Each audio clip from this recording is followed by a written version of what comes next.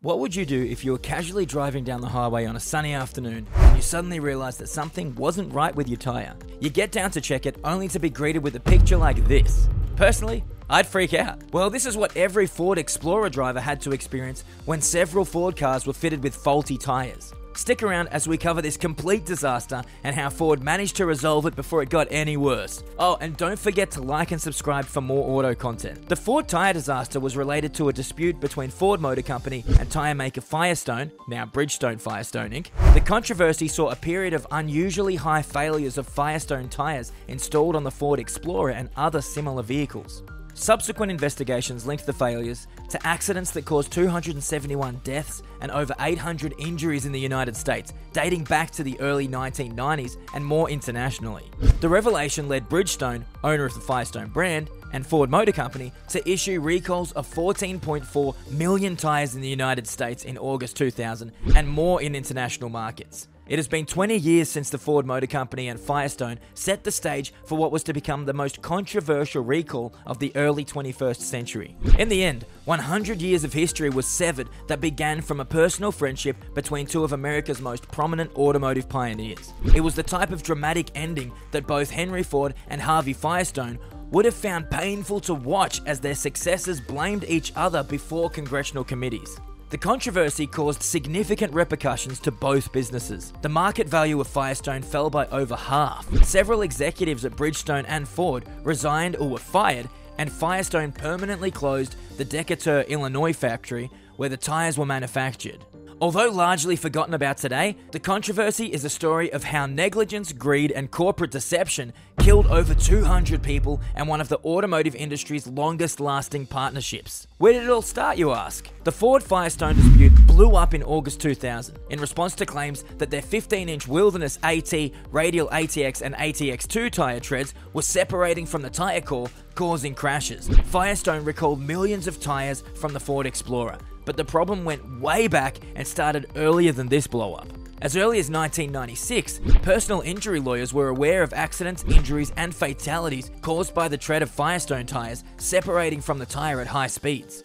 Lawyers and traffic safety researchers decided not to contact the National Highway Traffic Safety Administration, NHTSA. This was because they lacked confidence in the agency and feared that an investigation might conclude that there were no defects, therefore compromising existing personal injury lawsuits. All but 13 of the 271 fatalities from these tires took place after 1996. In 1996, the state of Arizona told Firestone that its tires tread was separating at high temperatures. Firestone sent several engineers to inspect the tires and concluded that normal passenger tires were being used in heavy conditions on dirt roads, off-road, and under heavy loads. Firestone replaced those tires with heavier duty tires. Internal Firestone documents showed a rise in injury claims for the tires as early as 1997. One can argue that Firestone had more information about tire failures than Ford did because of warranty claims. However, Firestone never acted on this information because it always blamed consumers for not maintaining their tires correctly. The Ford vehicle also had problems of its own. The early Explorer's handling characteristics came with some deficiencies.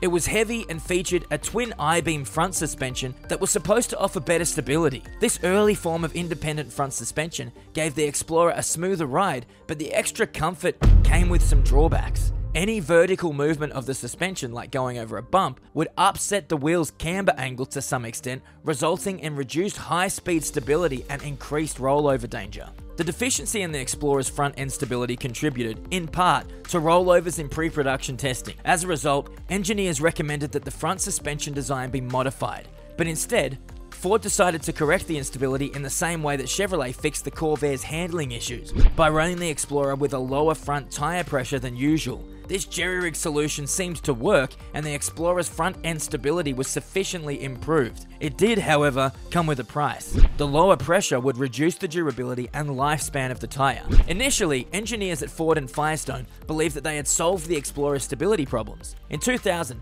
Firestone made a slight modification to the design of the tires. They added a nylon cap to the tire's belted radial to give extra strength to the tread. At first, it looked like a routine design upgrade. What the public did not know, however, was that both Ford and Firestone were under pressure from investigations by the National Highway Transportation Safety Association, NHTSA, and US Congress. Between 1990 and 2000, the NHTSA received many complaints regarding tyre failures on Ford Explorers equipped with a range of Firestone model tyres. Ford did their own investigation into the matter and confirmed that Firestone was suffering from alarmingly high failure rates. In court cases, retired Firestone workers testified that workers had to inspect as many as 100 tyres per hour, which they believed was far too many tyres to do an adequate job. They also testified that they were told to use benzene on tyre adhesives that had lost their tack from sitting too long.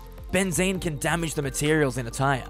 Despite this knowledge, a special committee formed by the US Senate found evidence that Ford and Firestone did not inform the NHTSA of the problem. As a result, it was estimated that over 200 people died in accidents brought on by tread separation due to the problems with Firestone tires. Firestone believed it had isolated the problem and acted appropriately, but the number of deaths linked to the tires grew, and the public relations fallout could not be contained. Soon, Firestone was saying the problem was not just in the tires, but in the Explorer itself, Ford Motor's most profitable line. Something about the car caused it to roll over and crash, no matter what tires it was riding on. Ford later struck back, pledging to replace all Wilderness AT tires at their own expense, over 13 million tires in total. But before Ford could act, Firestone, reeling from body blows delivered by a business partner of almost 100 years, severed its relationship with Ford.